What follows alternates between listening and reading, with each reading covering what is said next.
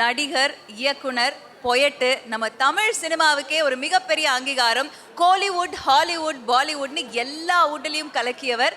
இளம் வயதிலேயே தேசிய விருது பெற்ற நடிகர் தனுஷ் அவர்களை அன்புடன் மேடைக்கழி.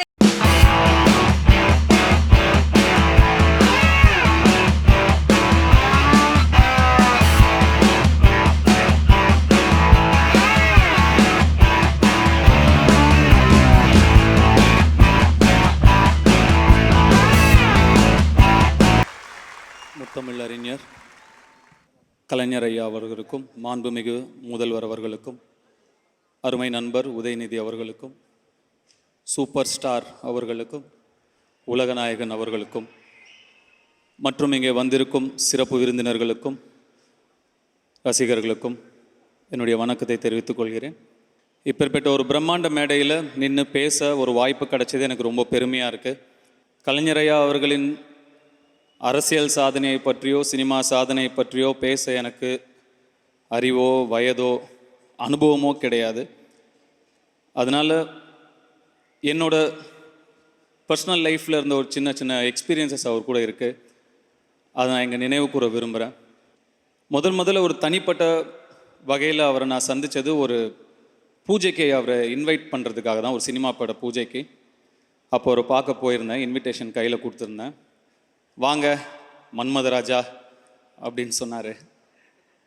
நம்ம பாட்டை இவர் பார்த்துருக்காரு, ரசிச்சிருக்காருங்கிறது அப்போ எனக்கு பெரிய ஒரு சந்தோஷத்தை கொடுத்துச்சு. இன்விடேஷனை வாங்கி அப்படி புரட்டி பார்த்தாரு. அதில் 2 கெட்டப்பில் இருப்பேன். ஒன்றில் வில்லேஜ் கெட்டப்பில் இருப்பேன், ஒன்றில் சிட்டி கெட்டப்பில் இருப்பேன். இன்னொரு மதர் கேரக்டர் கூட ஒரு இது இருக்கும். அப்படி ஒரு 2 செகண்ட் பார்த்துட்டு, என்ன ரெட்டை வேஷமா அப்படின்னு கேட்டார். இல்லை சார், ஒரு வேஷம்தான் அப்படின்னு சொன்னேன். ஓஹோ அப்படின்னு சொல்லிட்டு திருப்பி ஒரு நிமிஷம் ஃபுல்லாக பார்த்துட்டு, அப்போ கிராமத்துலேருந்து சிட்டிக்கு வர ஒரு பையன் அப்படின்னு ஆரம்பித்து மொத்த கதையும் ஒரே நிமிஷத்தில் சொல்லிட்டார். எனக்கு அவ்வளோ பிரமிப்பாக இருந்தது. ஆமாங்க ஐயா, அதுதான் கதை அப்படின்னேன். 50 வருஷ அரசியல் வாழ்க்கையில் எவ்வளோ பிஸியாக இருந்தாலும் 75 படத்துக்கு கதை வசனம் எழுதியிருக்காருன்னு சும்மாவா அப்படி அசால்ட்டாக கண்டிப்பாக சொல்லக்கூடியவராக தான் இருப்பார். எப்போ எங்கே என்னை பார்த்தாலுமே அன்பாக கன்னத்தை வருடி எப்படி இருக்க அப்படின்னு கேட்பார். அதை என்னால் எப்பயுமே மறக்க முடியாது. அப்படி ஒரு வசீகரமான ஒரு சிரிப்பு, எஃபர்ட்லெஸ் சென்ஸ் ஆஃப் ஹியூமர், நகைச்சுவை உணர்வு, அது எல்லாமே கிட்ட இருந்து ரசிக்க ஒரு வாய்ப்பு கிடைச்சுங்கிறது எனக்கு ரொம்ப பெரிய சந்தோஷம். ஒரு கல்யாண விழாவில் அவர் சந்தித்தப்போ கூட குரூப்பாக ஒரு ஃபோட்டோ எடுத்துக்க வேண்டிய ஒரு சுச்சுவேஷன் வந்தது. நான் ஒரு ஓரமாக நின்றுட்டு இருந்தேன். அப்படி சுற்றி பார்த்துட்டு தனுஷ் எங்க அப்படின்னு கேட்டார். கேட்டு என்னை கிட்ட கூப்பிட்டு பக்கத்தில் நிற்க வச்சு ஃபோட்டோ எடுக்க சொன்னார். அதை விட ஒரு பெரிய அங்கீகாரமும் எனக்கு கிடைச்சிட முடியுமா அப்படின்னு எனக்கு தெரியல. இதோட ரொம்ப சுவாரஸ்யமான ஒரு விஷயம் சொல்லலாமான்னு தெரியல, பட் நான் சொல்கிறேன். அவர் எந்திரன் படம் பார்க்கும் பொழுது நான் அவருக்கு பின்னாடி உட்காந்து பார்க்கக்கூடிய ஒரு அனுபவம் எனக்கு கிடச்சிது. ரஜினி சாரும் கலைஞரும் பக்கத்தில் உட்காந்து பார்த்தாங்க. நான் ஆல்ரெடி படம் பார்த்துட்டதுனால நான் கலைஞரையே பார்த்துட்டே இருந்தேன். அவர் எப்படி ரசிக்கிறாரு அப்படின்னே பார்த்துட்டே இருந்தேன். ஒரு சின்ன சின்ன விஷயங்களை அவர் ரசித்த விதம், கை தட்டின விதம், ஒரு இடத்துல அந்த பேட் சிட்டி வந்து அப்படி பட்டையை கலப்பும் போது கலைஞர் அப்படி மெல்ல திரும்பி சார் அப்படி தட்டி அப்படின்னு பண்ணார்.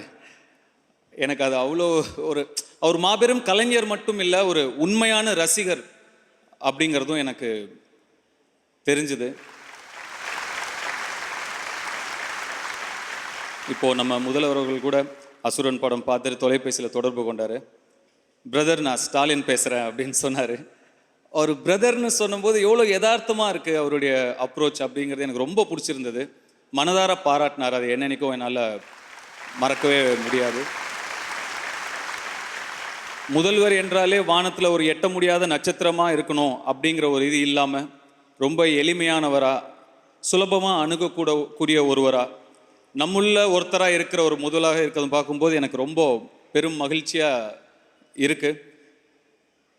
ஒரு சிலர் மட்டும்தான் அவங்க மறைஞ்சிட்டாங்க அப்படின்னது நமக்கு அது சிங்கே ஆகாது.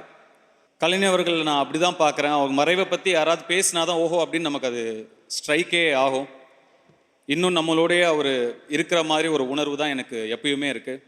கணியன் பூங்குன்றனார் சொல்லியிருக்காரு, யாதும் ஊரே யாவரும் கேளீர்னு. 2000 வருஷத்துக்கு முன்னாடி 2000 நம்ம கலைஞர் சொல்லியிருக்காரு, நான் என்று சொன்னால் உதடுகள் ஒட்டாது, நாம் என்று சொன்னால் உதடுகள் ஒட்டும் அப்படின்னு. நாமாக வாழ்வோம், நலமாக வாழ்வோம். வாழ்க கலைஞர். வாய்ப்புக்கு நன்றி.